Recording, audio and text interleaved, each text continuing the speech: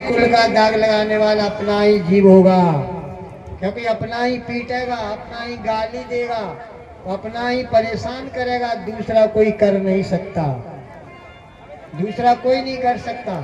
एक बार जंगल में लकड़ी कट रही थी, जब लकड़ी कट रही थी जंगल में तो पूछा गया, बोले भाई क्या हो रहा है, जंगल कट रहा है? बोले जरा देखना, अपना तो कोई नहीं है उसमें। कहा अपना तो नहीं है कोई, देखो उसमें जा करके। देखा तो लकड़ी ही लगी हुई है कुल्हाड़ी में, कुल्हाड़ी में लकड़ी ही लगी हुई है। तुम्हारा अपना ही काट सकता है, दूसरे की किसी की सामर्थ्य नहीं है महाराज। कहा है, बोले एक दुकान जो है सोने की है और दूसरी दुकान सोने की और दूसरी दुकान लोहा की है। लोहा का टुकड़ा थोड़ा सा सोने में चला गया तो उन्होंने कहा, बोले भैया मैं तो एक सोना हूँ और आप लोहा हो, लोहा लोहे को पीट रहा है, लोहा लोहा को ही पीट रहा है? ये क्या है? उन्होंने कहा, बोले भैया अपना अपना ही पीटता है, अपना ही अपने को गाली देता है, बाहर की किसी की सामर्थ्य नहीं है महाराज, अपना अपना ही होता। उन्होंने कहा, बोले भैया हम तो आदमी बिरादरी है, कोई बात नहीं है, हम तो सोना है, हम पिट जाए तो कोई बात नहीं है, ये लोहा लोहा को पीट रहा है। तो इस प्रकार से उन्होंने, भगवान ने कहा, बोले देखो संविधान एक है, हिंदू हम एक हैं, दूसरे कोई है नहीं। ये संविधान बनाया किसने था? हमारा जो संविधान बनाया है ये नेताजी, जो हमारा अम्बेडकर ने जो संविधान बनाया, वो लंदन पढ़ने के लिए गए थे, लंदन पढ़ने के लिए गए थे हमारे अम्बेडकर जी।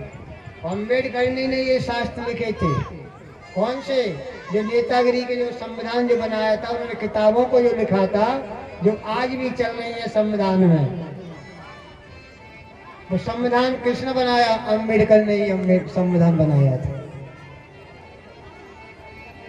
पहले पुराने तो वही है ना, ये बनाने वाला है।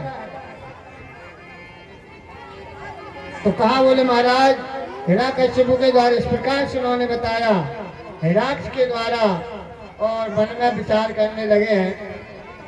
तो कहा, बोले देखो मैंने ना पढ़ाया इसको, ना पढ़ा मतलब पढ़ाया आया हुआ है ऊपर से ही।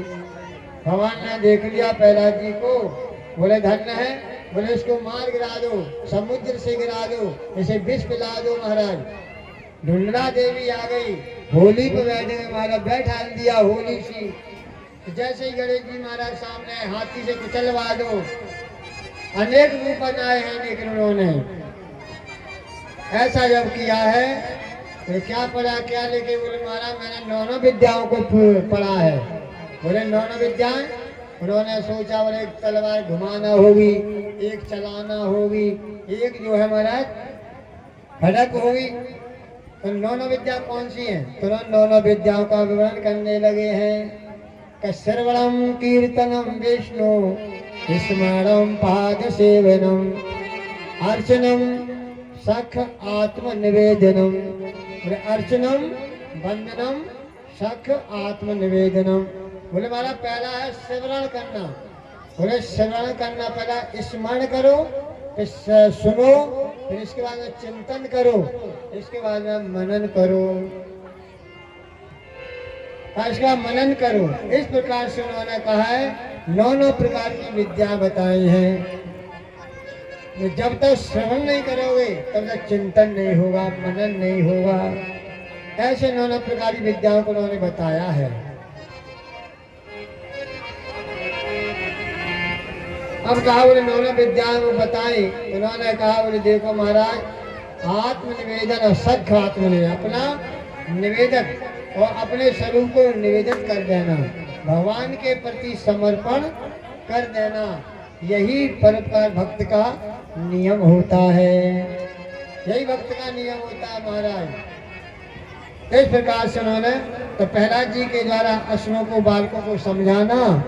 और जैसे नारद जी ने देखा है, उधर से आए हुए महाराज खड़े हुए हैं, देखा हिरण्यकश्यप से उन्होंने जान अत्याचार करने के बाद में पुंसाम वसुतम देव भूमिहार कतम प्रिया अनुकंपिताय संगम रहस्यम राक्षस।